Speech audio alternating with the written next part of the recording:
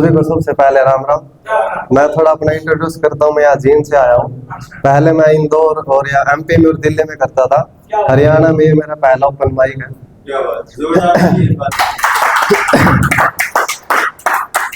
तो मैं सारिया साइड शायरिया करता हूँ और लव शायरिया करता हूँ। आप कैसे सुनना पसंद करोगे? पहले आप सुना। चलो पहले एक साइड शायरी कि उसको मैं पसंद नहीं, ये बात भी मैं जानता हूँ। उसको मैं पसंद नहीं, ये बात भी मैं जानता हूँ। उसमें थोड़ा बचपना है अभी, फिर भी मैं उसको अपना मानता हूँ। कोई कितना भी समझने की कोशिश कर ले उसको, कोई कितना भी समझने की कोशिश कर ले उसको, उसके हंसने के पीछे का गम मैं ही जानता हूँ।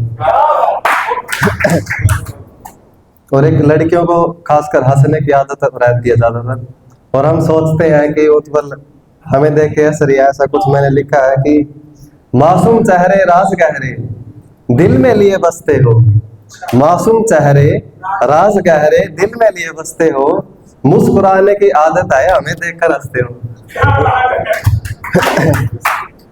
और एक शायरी लिखी थी कि पता नहीं क्यों लोग मुझसे दूर होते गए, पता नहीं क्यों लोग मुझसे दूर होते गए, बिना किसी मजबूरी के मजबूर बताकर मजबूर होते गए, बिना किसी मजबूरी के मजबूर बताकर मजबूर होते गए। थी चाहे मुझ में लाख खामियां, थी चाहे मुझ में लाख खामियां, पर मैं इतना बुरा भी नहीं था। जानी जितना तेज तुम बताते हो, उतना तेज मैं छुरा भी नहीं था। भाई ताड़ियों की थोड़ी गड़गड़ाहट चलती रहनी थी, ऐसा ठीक है। और एक कुछ पोइट्री लिखी है मैंने कि टाइटल दिया है एक दिन चला जाऊंगा, कि मैं एक दिन दुनिया से चला जाऊंगा, फिर कहाँ किसको याद आऊंगा। कुछ पल आंसुओं में याद रहूंगा, फिर धीरे धीरे धुंधला जाऊंगा। जो कहते थे कभी ना भूलेंगे मुझे, जो कहते थे कभी ना भूलेंगे मुझे, वो भी वक्त के साथ बदल जाएंगे। मेरी तस्वीर धूल में लिपट जाएगी और अल्फाज भी कहीं खो जाएंगे। एक कब्र होगी खामोश सी कहीं, एक कब्र होगी खामोश सी कहीं, जहां मैं तन्हा सो जाऊंगा, कि मैं एक दिन दुनिया से चला जाऊंगा, फिर कहाँ किसको याद आऊंगा। और एक लास्ट मेरी अवतार सीरीज की पोइट्री है, वो लिखता हूँ, सुनाता हूँ आपको। वो अपने मैंने माँ के लिए लिखी थी, तो पहले थोड़ी ताली हो जाए जबरदस्त से। अभी साथ साथ सुनाऊंगा, आप लोगों को इमेजिन करना साथ में, ठीक है। टाइटल दिया है अवतार। अनसुलझी कहानी मेरी जुबानी, कि एक अनसुलझी कहानी होगी, कहानी मेरी और जुबानी भी मेरी होगी। बताना तो नहीं चाहता था मैं अभी, पर भविष्य के लिए ये बात बतानी होगी। एक बार की बात थी, एक छोटी सी रात थी, गरीबी की मार थी, फिर भी माँ तैयार थी। घर में पैसे नहीं थे, सब एक जैसे नहीं थे, पापा थोड़ा घबरा रहे थे क्योंकि सब छोड़ के जा रहे थे। वो थोड़ी सी बीमार थी, फिर भी माँ तैयार थी। जन्म जब मेरा हुआ सब खुश थे, कि घर में लड़का आया है, ये बात बोल के चुप थे। बस पापा ने हाथ में उठाया और गले से लगाया, मैं ना समझ था फिर भी मुस्कुराया। खुशी का माहौल बन गया और कोई थाली बजाने चला गया, फिर भी माँ तैयार थी। अब मुझे गरीबी में पाला गया, गैस नहीं थी चूल्हा जलाया गया। पापा काम पर जाते, माँ सब संभालती थी।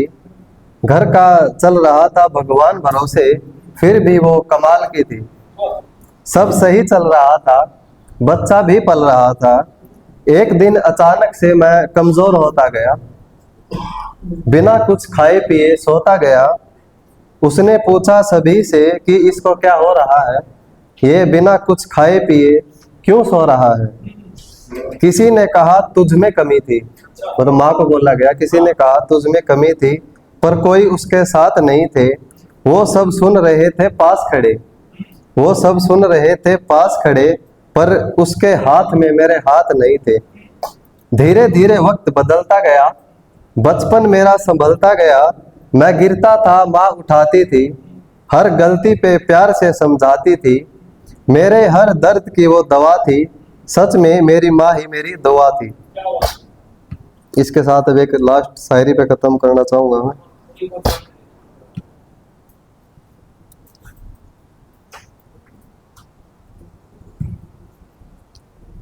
वो शख्स भी क्या जिस शख्स को हम गंवा ना सके, वो शख्स भी क्या जिस शख्स को हम गंवा ना सके, वो दर्द भी क्या जिस दर्द को हम छुपा ना सके।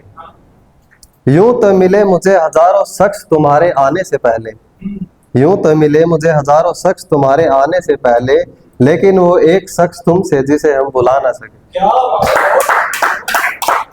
एक शायरी और लिखी है कि दिल के समंदर में तुमको कुछ इस कदर बैठाया है मैंने, दिल के समंदर में तुमको कुछ इस कदर बैठाया है मैंने, मानो बुझते हुए दिए को फिर से जलाया है मैंने।